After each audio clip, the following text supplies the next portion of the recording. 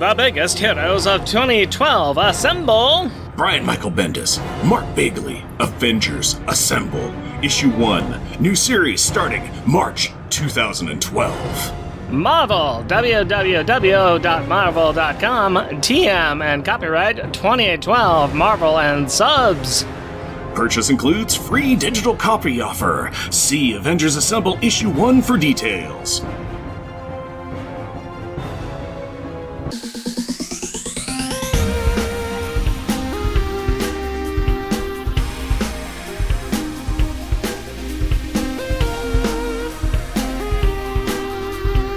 Welcome, dear listeners, to our podcast. Jeff and Rick present Unpacking the Power of Power Pack, where we journey through each issue of the most underrated Marvel series of the 80s while drinking beer. analyzing awesome and amazing adolescent adventures, and absorbing alcohol. I am Jeff. And I am Rick. Monday, you can fall apart. Tuesday, Wednesday, break my heart. Oh, Thursday doesn't even start. Random banter, I'm in love.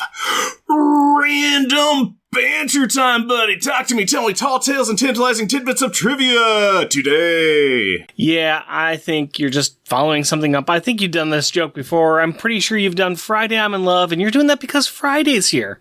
That's the only reason you're doing it. That's the only reason you're doing it. Yeah, that's true. I'm doing this, and I'm like, this sounds familiar. Have I done this a year ago or something? Something like that. I'm going to stick with it. I'm sure there's a bazillion other songs that have the word Friday in them or any number of other things, but I wanted to do this one. You could have done a whole bunch of other things too, but you chose to do Friday. You have to lie in that bed that you made, my friend. And I'm quite happily laying there. In fact, you know what? You ate crumbs in that bed, man. You ate crackers. It's just crummy all over the place. I don't kick myself out of bed for eating crackers. I'm going to lay there all day long. Mm-hmm. You also don't kick mice out of that bed either. I've seen your bed. It's nasty. Well, nasty. They take care of the cracker crumbs. Come on, think about it. Also, in the winter, they provide extra warmth. Okay. This is kind of a creepy little conversation we're having, and I think we're just delaying the inevitable. Tell me your random banter, buddy. Talk to me. I don't know what the inevitable is. I don't even know what the random banter is. I've been pretty well stuck. Oh, I know. I'll just say this. I got myself a new job title at work. Ooh. Yeah. I'm a supervisor now. Hey, congratulations. Sure. Or condolences. Yeah. Or, all right, cool, whatever. It's temporary. It's for 6 months. They needed somebody to step in as a supervisor. I said, you know what? I'll step in as supervisor as long as you guys don't pay me any less. I'd like to be paid more, but don't pay me any less. Right. They said, great. We will not pay you any less. We will pay you your exact salary because this is a demotion. Awesome. So being a supervisor is a demotion. From my current role, yes. For where you are, for your career path. Okay, yeah. It always sounds like supervisor always sounds like a step up as opposed to Yeah. They want me to still do my other job.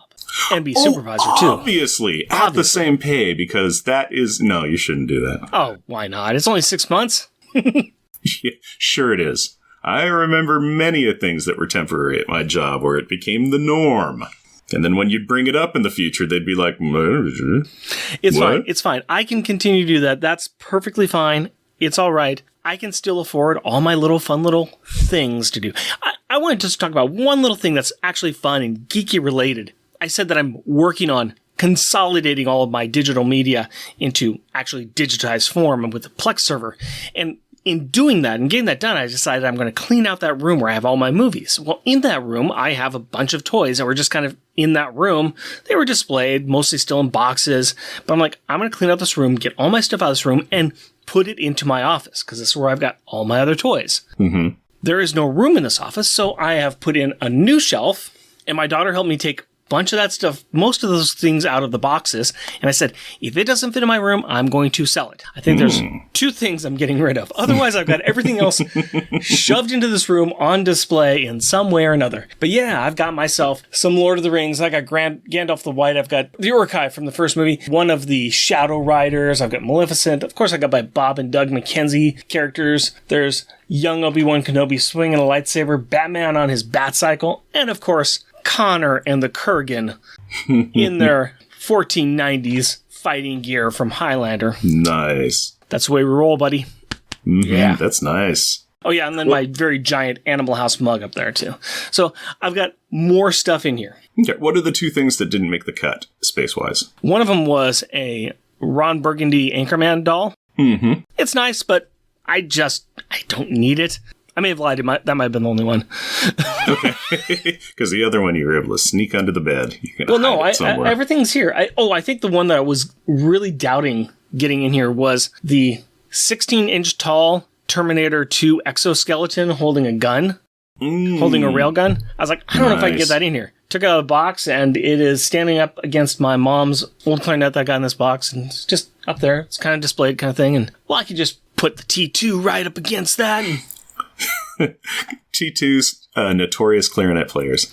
I've heard that about them. Yeah. Love the woodwinds. That's how they fit into the resistance humans. They're like, prove you're not a robot, and they just slapped out a little bit of clarinet solo. Now, this room is chock full of things. Funny thing is, I was down at the comic book store today, and I was like, is there any figurines I'd like to... What are you doing? You have no more room, man! No more space. Yeah, welcome to wanting stuff. Stop looking, otherwise you will find something and you will buy it because that's who you are. That is who you are, it's true. It is so hard, though, because it's nice getting stuff and it's nice having stuff, but then you become trapped by the stuff, and then you go, I don't have any room, and then you get some more stuff, and you're like, where's this gonna live? Yeah, it's a vicious cycle. Me getting rid of the DVD stuff. So yeah. How about you? What geek stuff have you been up to, my friend? Well, I have watched Secret Invasion on Disney Plus. So I watched the old Skrulls invading the Earth, and have you seen that yet? I want to say something here. Yep. I want to say that this is a red letter day, my friend. This is the first time that you have seen some Marvel stuff that I have not seen. Oh, I've only made it halfway through. I've only made it halfway through there. Okay. Well, what's your opinion of it so far? I've only made it halfway through. You've only made it halfway through. Okay. I get it then. Yeah. It is something I watch. It is rife with actors that I enjoy seeing them do performances. And it seems like, for the most part, they care less about being there. It seems like the stakes, no matter how high they are, nobody really cares about, even the people that are involved with them. The reveals that go on where it's like, blank is a blank. Blank blanked blank. A blank happened to blank. Blank is going to go on. And it's like, okay, yeah, that's... I'm waiting for it, and it's not going to happen, but I'm waiting for Nick Fury to say, we got to get this blankety blank Skrulls off this blankety blank planet. Mm-hmm. But they're not going to say it. Yeah, it's not quite hitting. It is something that I'm like, Secret Invasion, that was a good series and all this stuff, and I'm kind of curious about what's going on here. Yeah, okay, no, not, yeah. So I watched it, not sparking any sparks. I have a feeling, and I think this is shared with the geek community, and we may be wrong on this. I hope we are. But I think we have seen, we have passed the nadir of the Marvel cinematic juggernaut. I think we have seen the civilization come, conquer, take names, and fall. Yes. And that's fine. I'm waiting for the next thing to come around. That's perfectly fine. I have enjoyed the Marvel stuff that's been out there. Where everything is at now is not going to take out the enjoyment that I've had for the rest of the Marvel Cinematic Universe. Exactly. Yep. It's perfectly fine. If we get a couple more good things that are out of it, great. If the rest of it just kind of falls away, that's fine. Mm-hmm. I still think there's nothing that this thing can do. They would really have to try hard to crash and burn this vehicle to make me think that the rest of it's terrible. I think it's in part almost kind of succumbing to what happens with comics, where they've got so much history there, and it's just kind of like, well, what do we do now? This? Is that cool? Does that spark any love? No? Well, we did it anyway. Let's just, they're making stuff. It might be a problem of where they're like, well, we're making 8-episode arcs or however many they do, and it needed to be a 4-episode arc so that they could really streamline it and make it go fast. I don't know. If people still find joy in it, great. Yep. And like I said, I still find joy in a lot of the Marvel stuff that's there. That's fine. New stuff, leave me a little cold. That's okay. I am still ready to enjoy what I enjoy whatever it offers me. And with that, I think we should let people hear us talk about a comic book that I kind of enjoyed. Mm-hmm. Jeff, would you give us a 2-sentence replay of last episode? Of the mass of people on this side of the bridge, aka the Reed Gate, a couple of them are locked in battle with some stationary fingers until Franklin pries one off, where it then transforms into a hand, and then transforms into a robot, because why not? where Kristoff is then forced to get involved, where he saves the day by shooting it with a laser. On the other side of the bridge, Alt Reed disintegrates himself after ineffectually using the Universal Nullifier on a Celestial, so Doom steps up, stands defiantly, and is killed off screen, at which point the Celestials get a foot into the gate and make it into our reality. Now that so many people did nothing to help in this issue, but Bentley took the cake by complaining about how bored he was throughout the entirety of it. 2-sentence replay is over. Why don't you give me a beer and tell us what our Power Pack pick is? My pleasure, my friend. I would like you to reach into the bag and see if you can guess why I bought this beer. Let's find out. Poof. The Return by Anchorage Brewing Company. Yeah. Ooh, it's a wolf returning and is coming through the fields. And it looks like this can might glow in the dark. I'm not sure. And there's a turkey and a key. It's interesting. It's an interesting label. But the return. Why would there be the return of Power Pack and Friday? Why would you pick the return? It's very simple. I got the return because the Power Pack is returning. And that's all we care about. This is a canned conditioned table saison, 4.4% ABV. This should be a simple little beer, easy little beer to guide us back into our favorite four kids back in action together again. Huzzah, my friend. Huzzah, I say. I'm looking forward to him. And the return of Friday, though she says nothing throughout. Yeah, that's really pale. It's just real pale. It's a real pale blonde, very bubbly. I've got half of it poured as head. The other half is beverage. I'm going to set that off to the side. They passed this in front of a lemon, and that's how we got our color. Yeah, very much so. It's got a very barley. Yeah. Barley kind of barley sweet. Yeah. Barley sweet. Which is normal for saisons. Mm-hmm. Yeah, it smells very much like a saison. Yeah, there you go. Yeah. Barley and sweet. That's what we got. Oh, yeah. There's that kind of off artificially sweet flavor. What does this taste like? There's a bit of a sour note that hits at the back end of the taste. It definitely is a sweet and barley. Not heavy sweet, but I would say that there is a bit of a artificial taste that's in there. There's a sour note that hits at the end. It's not unpleasant. It's hitting a different part of the taste bud there. Yeah, not unpleasant, not entirely pleasant. Meh. Very, very bubbly on the tongue. I'll give it that. I will say this, too. It's light. It is refreshing on a hot day. It's an easy beer to drink. This is a type of beer that you would have if you want to have many a beer with your friend. And you want to burp with them a bunch, because I just muted up the mic to cover up my sips worth of burping.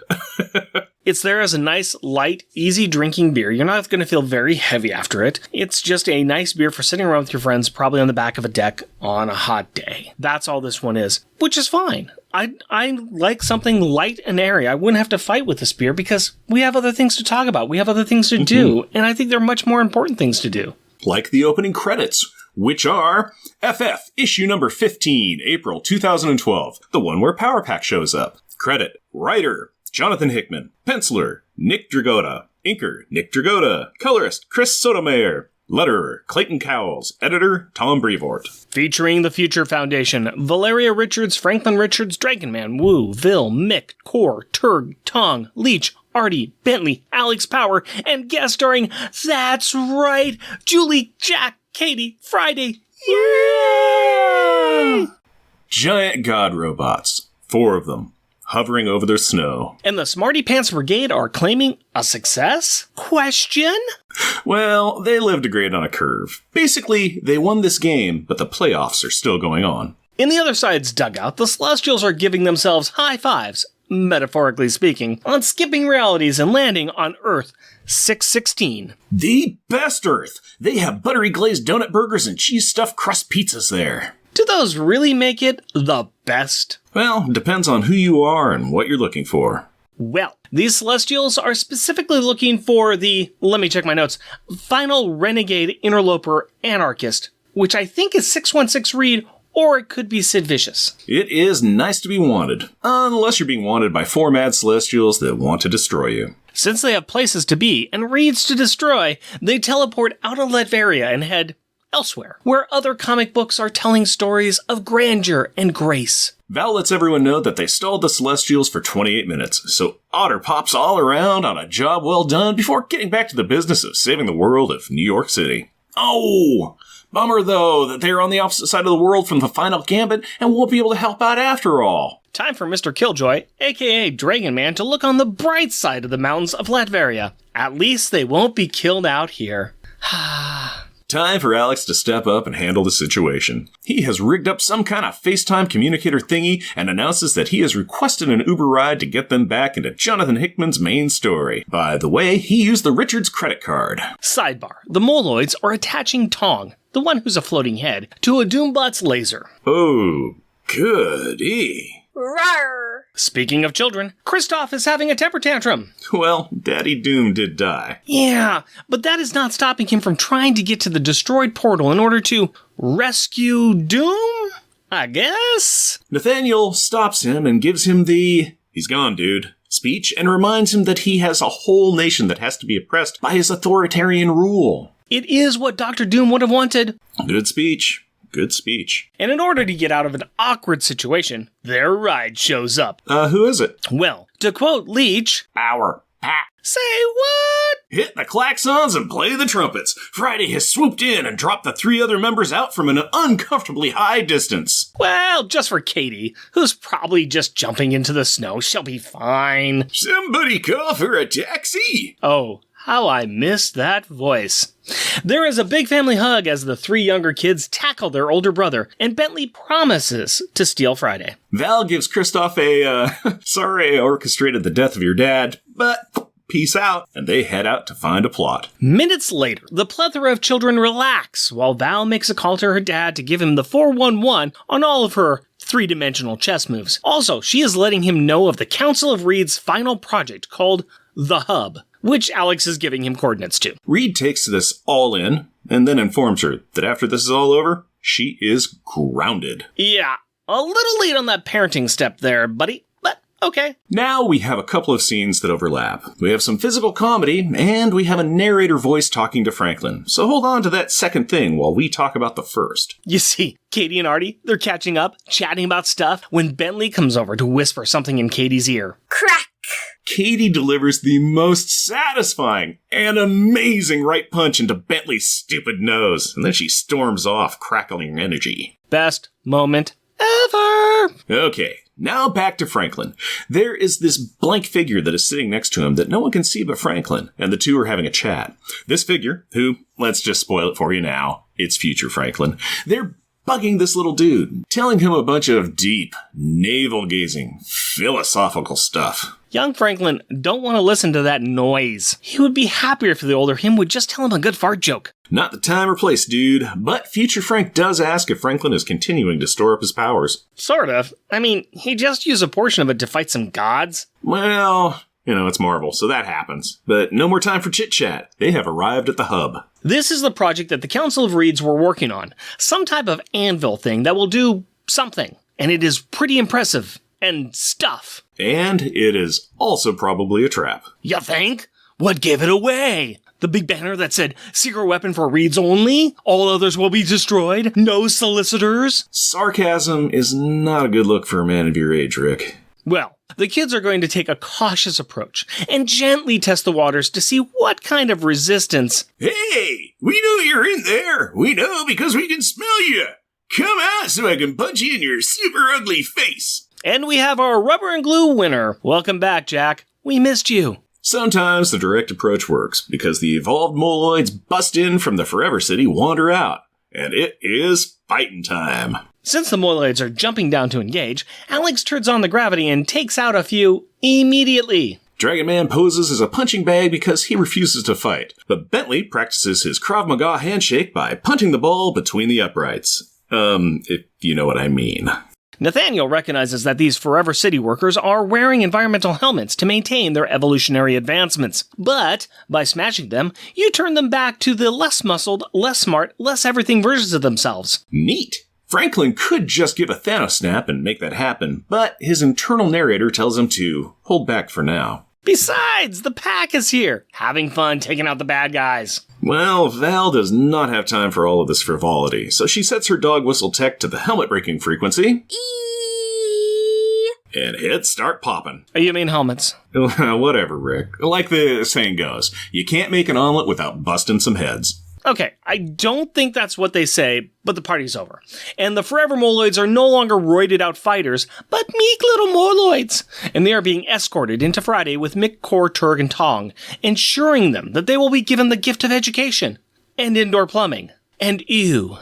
Nathaniel is also giving Alex and Dragon Man instructions to get everyone back to New York and to be ready to get in the negative zone if they make a mistake and start to destroy reality. Well, that's a pleasant thought. Franklin is giving hugs to Artie and Leech, and then he talks with his future self, who he still does not know is his future self. And there goes Friday, and Power Pack. Gotta say, was hoping that they would be around more than half the issue. Yay! They showed up for transportation, muscle, and some comedy relief. Not unlike me. Okay, well, let's see who shows up next. While Val and Nathaniel are playing with their new god-killing toy, a negative zone warship shows up, with the Fantastic Five, featuring Johnny Storm. Hugs occur, and some tense conversation with Reed and Nathaniel. Well, no time for family drama. They need to power up this sun energy laser thingamajiggy, cause the Celestials just showed up. Zap! And the fight is over. I think the Celestials just destroyed the nifty weapon and flattened all of the heroes, except for Sue, who's standing in a force dome built for one. Yeah, but Franklin gets up just in time to see future him and future Val show up in a field of Kirby Crackle.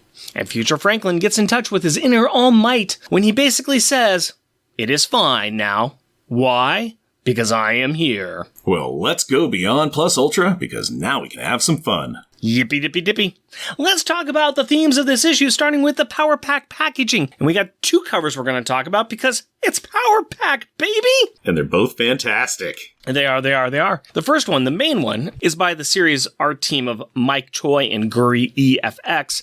And this is wonderful. We've got the FF on the top, and in the background, it's kind of this purple, pink, light magenta kind of thing with some swirly effects, some sunbursts. And up front, we've got the top, Franklin Richards, because he's part of the team too. All these characters are following us, Scott. We got Franklin Richards on top, and then there's Katie and Julie. Alex gets the front and center. Kind of behind him and underneath Katie is Jack. And then we got Val off on the side, kind of underneath Julie. And they're all following us, guy, right onto us. They all got smiles on their faces, and they're all like, woohoo, we is here. It is great. What's funny on this is that it is the midriff Julie, so kind of the Hollywood Julie. Yeah. On the cover. In fact, on both covers, it's midriff Julie. But in the comic, it's not. It's solid suit. Well, yeah, because on the cover, that's kind of how she's presenting now. But in the comic, it's snow. So, dude. So cover the drift. Yeah. I mean, There's drifts. Cover the drift. Not an idiot. She's stylish, but she's not an idiot. Come on, man. Do I have to think of everything around here? Apparently. All right. The second one, still the FF top thing going on. This one is drawn by friend of the show, June Brigman, with inks and colors by Roy Richardson and Christina Strain. So this one we have just kind of floating in the sky. We've got Cloud Jack in the background. Julie is swinging around with her rainbow. You got Katie, who is just floating through the sky. Just free falling, shooting energy. But then you got Alex back there. He's floating with his gravity powers, and he's got his hand in one in each hand. He's got Franklin and Val.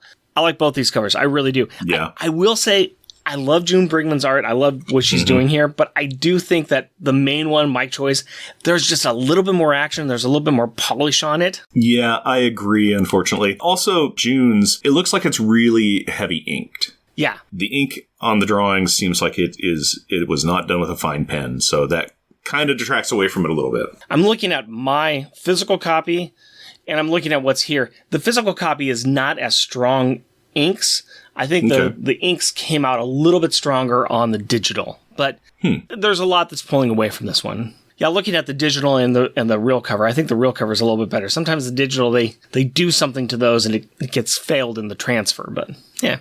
The kids look like everybody looks the way that they're supposed to. And they should, because June's doing it. I do love both of these covers. I think they're both fantastic. They are great. I just, my own kind of preference, give it a little bit of other ones, even though I love June Brigman's art. Yep. So, great covers. And this is what I want.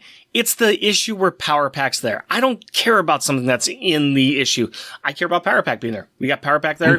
It's just a display. That's fine with me. Perfectly fine. Yeah, doesn't matter. They did stuff. They did more stuff on their cameo than some of these characters did in like 5 issues. Yeah. Like Franklin was like, oh no, I'm worried. Should I use some of my powers to stop these Moloids or something? And future him, Whiteout Ghost, is like, nah, it's going to be okay. This is a pretty spectacular class of students that are here. Yeah. And it's just showing Power Pack predominantly just busting heads. And it's wonderful because it's like, yeah, you could use powers, but you don't have to because the pack's here, man. Come on. You know better than to worry about it. They got it. Yeah. And they did. Yeah.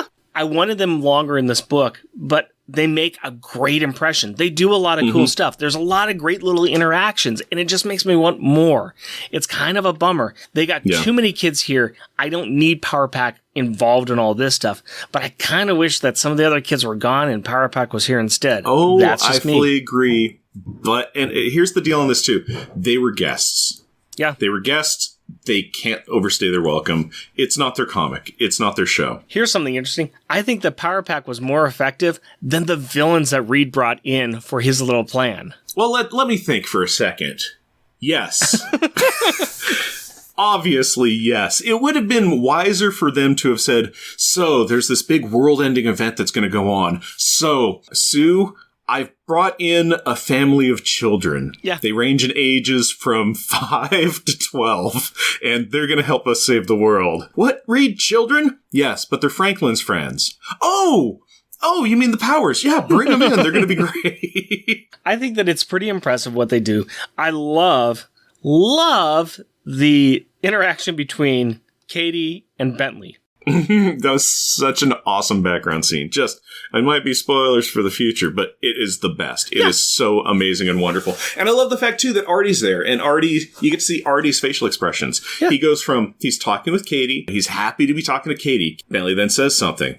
Katie looks like shocked, and Artie looks shocked. And then Artie looks like, oh my goodness, what happened? Because Katie hauled off and knocked Bentley into tomorrow. And here's a little bit, too. As she's leaving, there's kind of some crackle around her. Oh, she's powering up. Maybe she powered up? What did she power up on?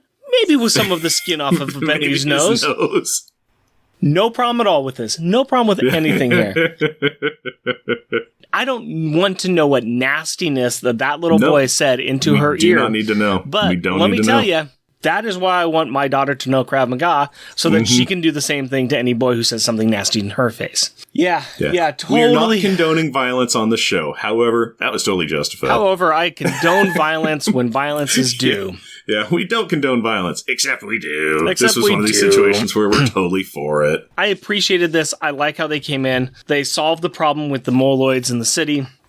They solved it until Val could come up with an answer, which maybe that's what this Smarty Pants Brigade team needs. They need somebody to do action so that they can think. Because none of them do action. Even Alex doesn't do action. So Alex does fluctuating action. He does either very large-scale action or no-scale action. Yeah. But that being said, the Moloid fight was kind of a Little Rascals encounter. It was farcical. It was slapstick. The Moloids are already just a force of creatures that you can throw into any problem. Yeah. This is just them steroid up. That's all they are. Yeah. That's all they are. We get to this place with this anvil, and this is where things are going to take place. I would like to say congratulations to Hickman and the rest of the writing team and the creative staff to say thank you for finally bringing the fight to an uninhabited location. Congratulations. It was weird. Isn't the Soul's anvil in New York, the center of Earth? No. It's not, but it has to be because everything's in New York. The Council of Reeds couldn't build it there. The Council of Reeds had to build it somewhere where no prying eyes would see it. So they built it here. Congratulations. I've got no problem with this. Yep. Set up in a spot where this big final confrontation can happen. And we're there. We're finally there. Well, we're on the precipice of it. I mean, next issue, we're going to get into it. Actually, this is where time gets a little wonky between what we're covering, what the next book is, and what we missed. Because there's things that happen literally between the pages here. If you want to know what I mean is, we have been reading this run for quite a while, and the Council of Reeds have spent a lot of time building this weapon. This was the big bad weapon that they were going to use against these Celestials, and the Celestials just blew it up. What happened? Again, maybe it's covered in another issue or something. We're assuming that it was blown up. It really looked blown up. It looks blown up. It was blown up. Okay. It is blown up. But there is some things that happen between the panels when the Fantastic Four show up and this explosion happened. This happens in a book that we're not covering. And we could probably handle it, I think, in the next book. We'll kind of cover some of those little pieces in between. But from what we see here, if we're just reading the story as we're reading it, what happened? We've put a lot of time and effort into building these things.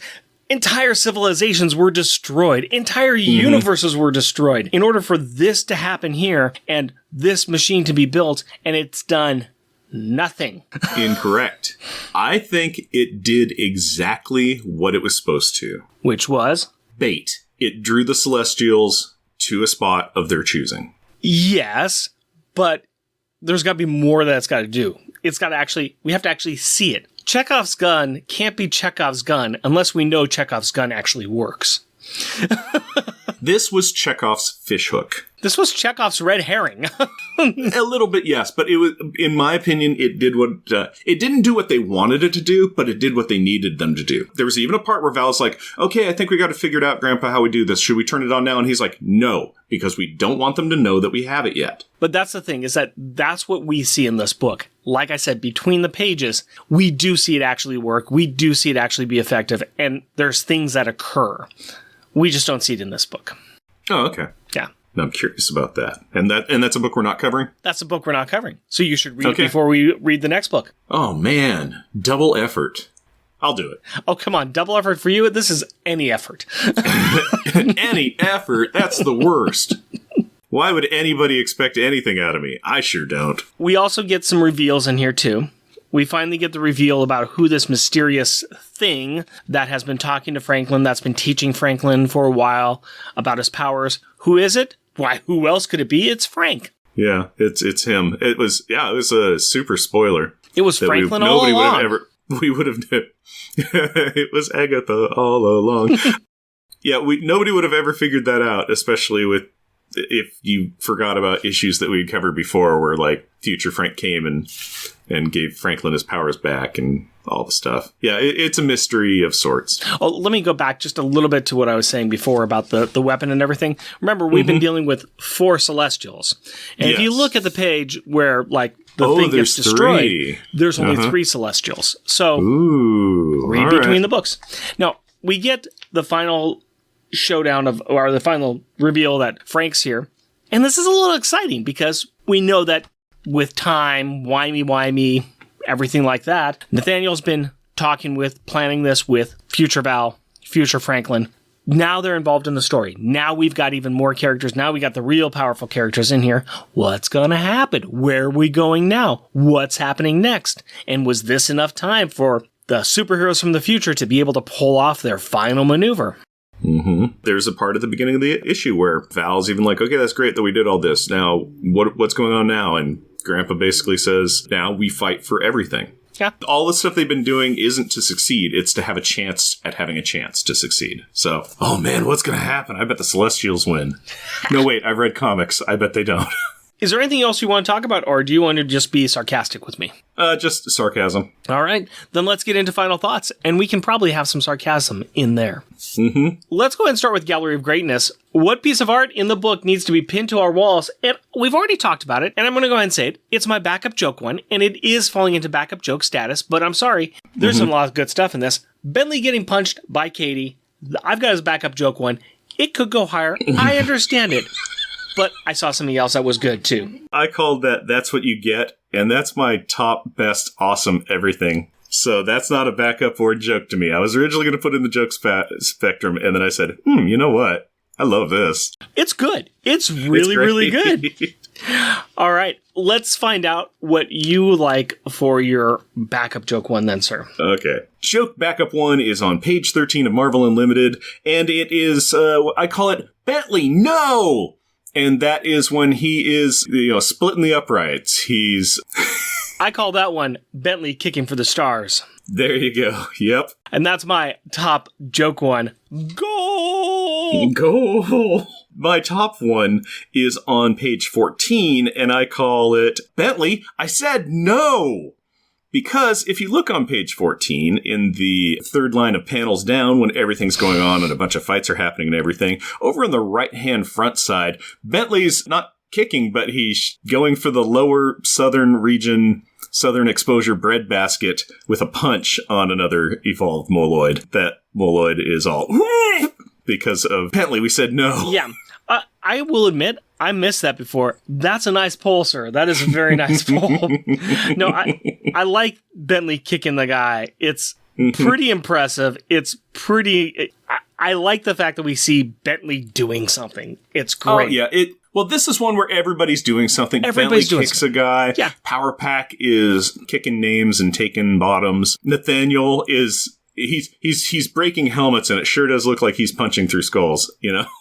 It's all great stuff. There's some cool things that are occurring here, and it's neat to see. So I like it. I like it a lot. All right. We get some good art now. My backup good art here is near the end of the book, and it's when the Fantastic Four are arriving, and they are arriving in a very nice ship. This is one of the ships from the Negative Zone.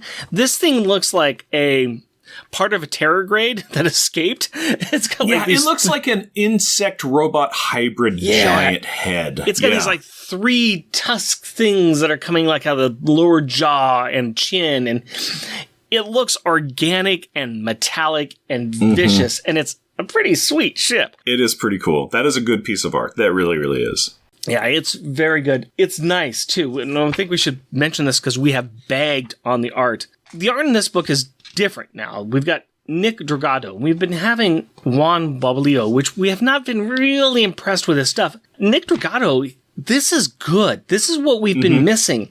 We have the kids looking like kids, which is great. They don't look like small adults. They look like children. It's a really good children drawing. Even when we're looking at Power Pack, Julie looks like an older teenager. She looks like she's in her young 20s, and the kids just seem aged correctly. So there's definitely difference in age that's occurring here. Fantastic. Background's strong. Tech is strong. It's just a well-drawn comic. So when you get something like this ship that's coming in, it's fantastic. It's a little artsy. There's a little bit of a painted quality to the back, to the dimensions in the background. There's a nice sunset back there. It's just some good artistry that's occurring here. It's fantastic, and I'm happy to see it in this book. Your pick was a really good pick. It was on my short list. There was that one. There was a Celestial one that was on my short list, and I went for a nose punch. And you also went for something else because you've got a backup good one we haven't talked about. Yep, and that would be on page 6 of Marvel Unlimited, and it's called Power Pack, and I bet that's Rick's top. That's my top one. It's the pack flying down from Friday's ship. They look great. Yeah. This is kind of what we're talking about from the cover. It's them just jumping down. I'm not quite sure what Katie's thinking because she's just flying down for fun. Yeah, maybe what it is that Julie was holding on to her and Julie just let go of her right near the ground, and cool. Could be. We'll say that. It's very cool. It's an entrance. Jack is also not clouded up, but we can assume he'll cloud up at the last second because he's about 10 feet from the ground. He's a happy kiddo. Jack's fine. Don't you worry. Jack will be great. Jack will be fantastic. And if you don't think Jack is going to be fine, then let me tell you something, friend. Oh, you can't hear what I said because Rubber and Glue Moment Man, what was the best or most childish insult? And you know what my backup one was? It is blank. It's nothing. It's no words because it's whatever Bentley whispered to Katie. Whatever he said, whatever he whispered, that was a real childish insult. Okay. I'm good with that. I thought about having that in there and just saying it was like whatever Bentley said and Katie's response. And then I was like, well, it's all about words. It's not always about physical response. So I respect your choice. I just did not go that route. Yeah. What is your backup one, sir? On page 4, after they say, okay, we've done it, here we go, we're away from the fight, and Dragon Man's talking, and he's like, maybe us not being involved in the fight in New York is the best thing possible. What we should probably really do right now is do self-reflection and think about our actions. I could lead us in some guidance, and Alex just cuts him off and is like, okay, I saved the day, Brad will be here in just a minute. We'll be on the other side of the world and back in the fight before Dragon Man can say, pacifist. Yeah, a little bit of a burn against Dragon Man. Nice. I know what we've got for the top one. Would you go ahead and do the honors, sir? This is on page 12 when they get to Saul's anvil or hammer or whatever the heck it's called. Frank's talking to him and he's like, hey guys, I think maybe it's a trap. And Jack's all, seriously? You sure? Uh-huh. One way to find out. Hey, we know you're in there. We know because we can smell you. Come out so I can punch you in your super ugly face. And then they start coming out. And Jack's all, hey, what do you know? You were right. great. And Katie's all, great! Because she's excited to have a fight with some Moloids. Yeah, it's the best thing ever. I have missed Jack so much. Yeah. Yeah, unfortunately, we're not going to see Jack for a while again. This is our Jack touch-in, and sorry, Jack is the least interesting member of Power Pack, according to a lot of people, and he gets less play than Katie. So that's where we're at. And things that I've seen him in, I think when they were doing Cradle, where they were made child heroes illegal and stuff, and they had like a underground superhero ring, and Katie and Jack were there. Katie and Jack never said anything. I think Jack was just like playing a Game Boy, where it's just like, oh, they might cameo and stuff, but they don't get lines, they don't get play. Yeah. No. All right, Parent of the Year award, Reed Richards Award for good parenting. This is a little bit of a tough one here, and I'm kind of changing my answer here. I did have. Yep, I'm going to keep it. I now know why I chose this. I'm going to go ahead and go with Nathaniel. And this is going to be the good award because I think that he was being a good father figure to Kristoff. And Kristoff needed a good father figure. He was the one who said, dude, he's gone. You have other responsibilities. Come on, man. Do your job. No, I fully agree. I picked Nathaniel as well for the exact same reasons. He was parently. Yeah. He did things he stopped Kristoff's temper tantrum, explained to him he had to be an authoritarian, oppressive regime dictator to an oppressed people. Yep. These people, they won't know what to do if your heel isn't on their throats. Yeah. So, well, he might not have said it exactly that way, but yeah, he was very parently. Yeah. It was good. He did a good job. Yeah. So I totally give it to him too. Okay, good. Easy peasy. Let's go ahead and get to popular and shunned, and I have a feeling we are going to match on this one as well. We have matched this will be real easy too. Most of this book. This is going to be real easy. The worst, actually, you know what? Let me go ahead and tell you whom I've got for the worst, because now I looked at all my notes and I realized what I did here. This is good. My worst is everyone else for not punching Bentley before.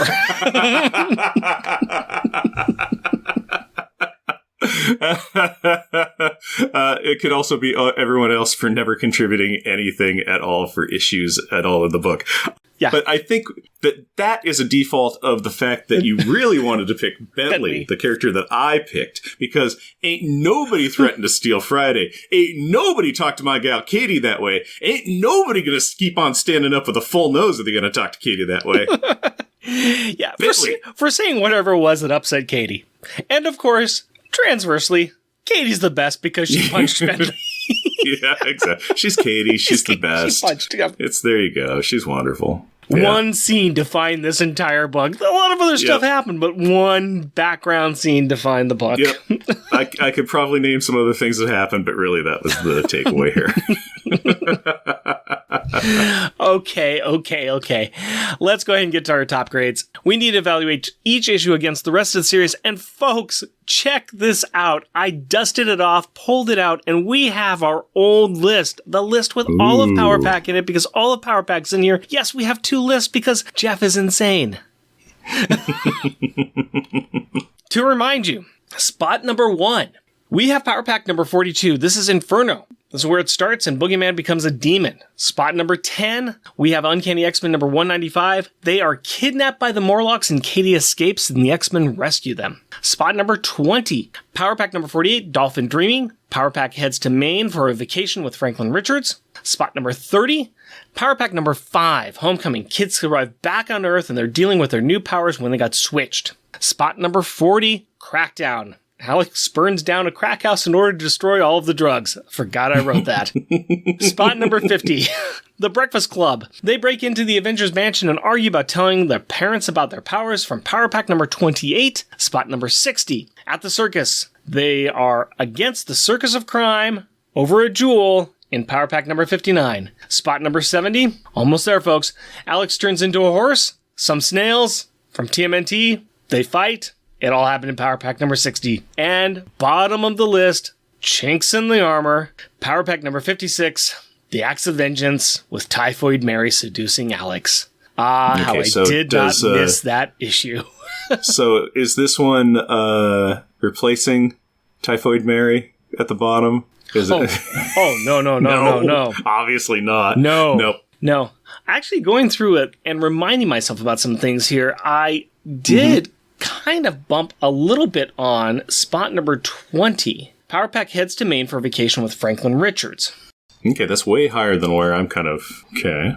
That one kind of bumped me a little bit. And spot number 30, Homecoming, where the kids come back to Earth and they're dealing with their powers. That kind of tickled something as well. Where are you at? Kind of was looking at the 50 zone, just because I was thinking of... it's going to be above 50. I just was reading the descriptor for 50, and I'm thinking it's higher. Yeah, it's higher. I'm actually thinking it's going to go above 40, because that's where Alex brings down a crack house. And I think that we've got a little bit more that's in this one. Yeah, so somewhere above 40. Yeah. I'm actually above 30. Okay. Kids arrive back on Earth, dealing with their new powers. Oh, the Spider-Man Power Pack PSA. Yeah, that's 29. Julie helps a friend that is being abused by her dad. Yeah, that was a tough one. Yeah. Here's where I'm at. Power Pack number 25 is Fireworks. It's a baseball game where all player wants to blow up a stadium. Yep. So from there, right above that, we have where Katie is founded by the cave dwellers. Yurik helps to save her. That's a really good issue. That's the Wish Upon a Star from Power Pack number 24. I kind of like it right between those two, but I'm willing to kind of talk to you a little bit about that. This was an enjoyable issue. I think I might be looking at stuff through some nostalgia scope. I'm like, if it's Power Pack, it's amazing. Gosh, there was some good messaging in the old Fireworks too. I could see this being the new 25. Yeah, there was also some messaging in there, and it was just a little bit twee. So yeah, I think this is a good spot for it. I nothing against that one. I just think that there is some good moments in this one. We got some good art, and the one scene that's in there really, there's a lot that provides in there. So let's go ahead and put this as the new number 25. All right. Yeah, I'm all right with that. I can live with that quite happily. Okay, then. Then let's go ahead and talk about something that we also like to talk about, and that's beer. Jeff, we are talking about the return from Anchorage Brewing Company. How you doing? I just refilled my glass, but it's a full glass now. I have been sipping at this. Some of the beers that we have at this stage, I'm like, I got to save a little bit for the end to talk about it so that I can talk about it so that I can have a fresh perspective of it.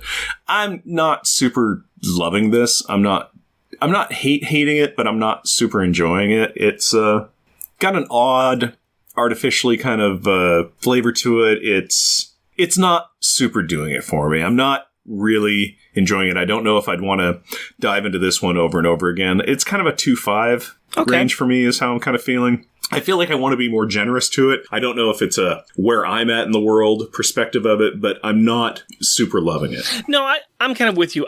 I think this is a fine beer. I don't actively hate it. It does have that weird aftertaste that you're talking about, a little artificial sweetener kind of feeling to it. It's not bad. It's just not impressive either. So I'm at about a 3. So I'm a little bit better on it than you, but I get what you're saying. It's not exciting. It's not really pushing us that far into, must go out and have this.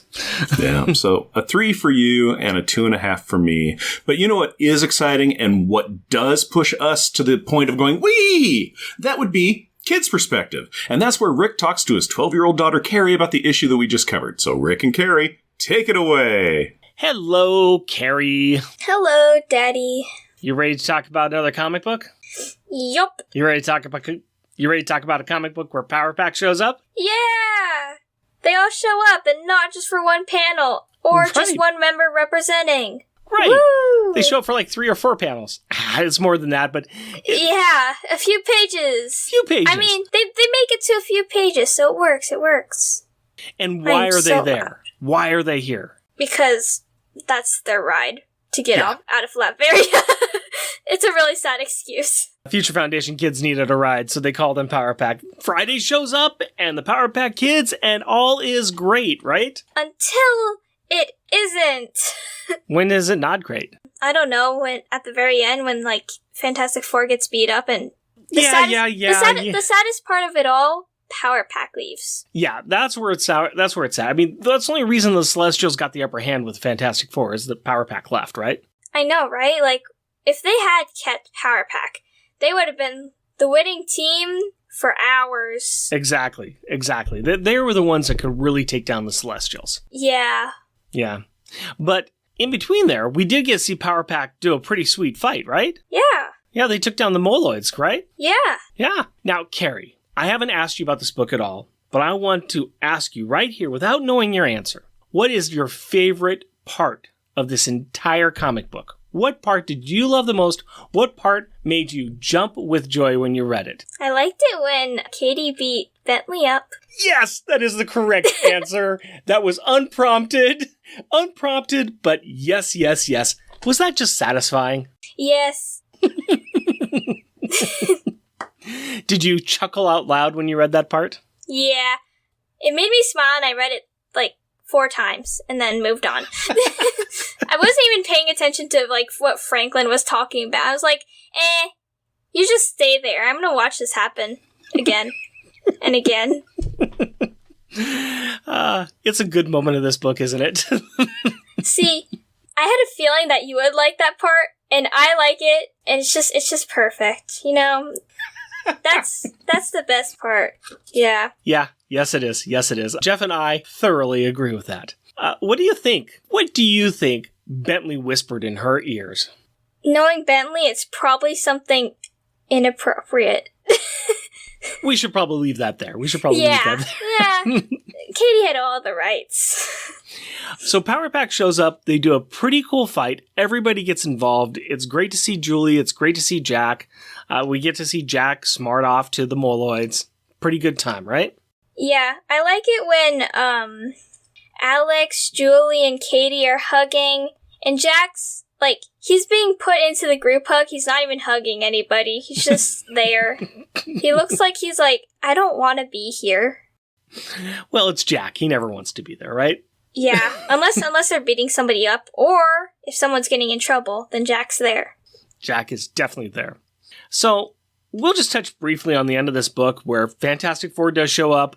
They try to stop everything, but the Celestials come. They destroy the big piece of machinery, and all hope looks lost until who shows up? Narrative guy. Wait, is that Future Franklin?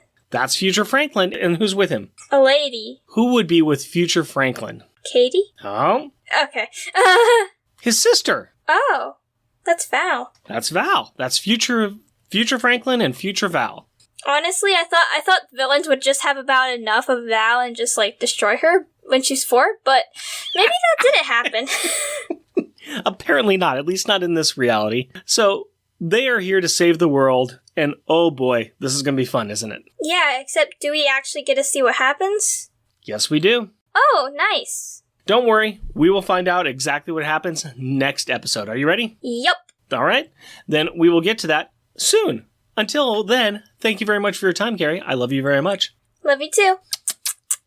I know, Katie's back, Jack's back, Julie's back with Alex, and there's Friday. It was amazing, and I'm so sorry that we didn't really have any lines to give you to do as Katie. Maybe right now you could say, great, because I know Katie said that. Shout out time! We like to recognize those people that take the time to leave us a review whenever we put out one of our episodes. And this is for FF number 12, All Hope Lies in Doom, Part 1. Too Many Kids. This is our episode 139, and we want to thank Colin Stapleton from the Worst Comic Podcast Ever, Warlock Thanos Podcast, Tim Price, the Podcrasher, and his podcast, The Outcasters, Charles Gears, Chris at BTO and Batbooks, Limax 7. We also like to thank those fantastic people that still support us on Patreon and listen to our episodes that we put out there. And that includes adorably astonishing and amazing Andrew Burns, cheerfully cheeky and charming Char Logan, challenging cheesy and chuckling Charles Gears,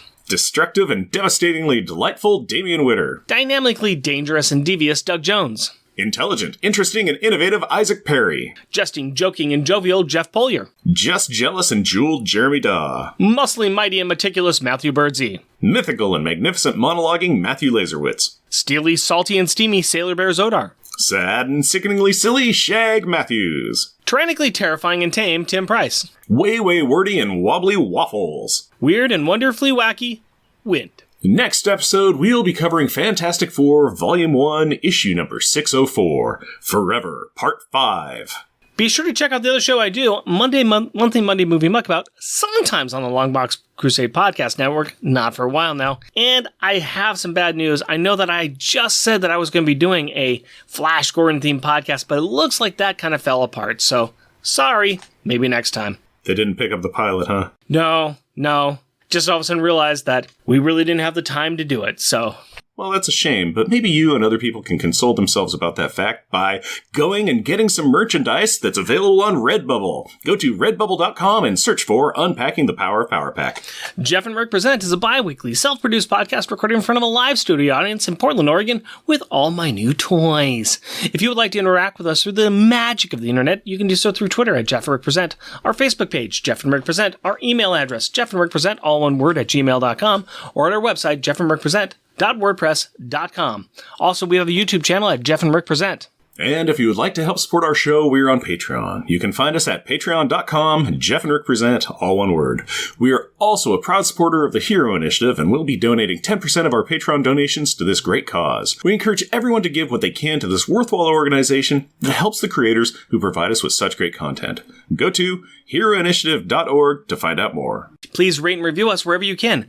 Tell your friends about us, or share your love for us on social media. And as always, we want to thank the powerful people in our packs. My wife Cindy and our daughter Carrie. My fiancée Hillary and our daughter Aurora. We love you. Until next time, costumes off. Our theme music is 80s Action by Kevin MacLeod. Also featured this episode is Fight or Flight by Dave DeVille. All music is found at Comptech.com and is licensed under Creative Commons by Attribution 4.0 license. Analyzing awesome and amazing adolescent... Nope. Zap. The best Earth! They have buttery glazed donut burgers and cheese stuffed crust. I just bit my own teeth. Zap. Anarchist. Anarchist. Zap. By the way, he used the Richardsons. Zap. Neat. Franklin could just give neat. Franklin could get...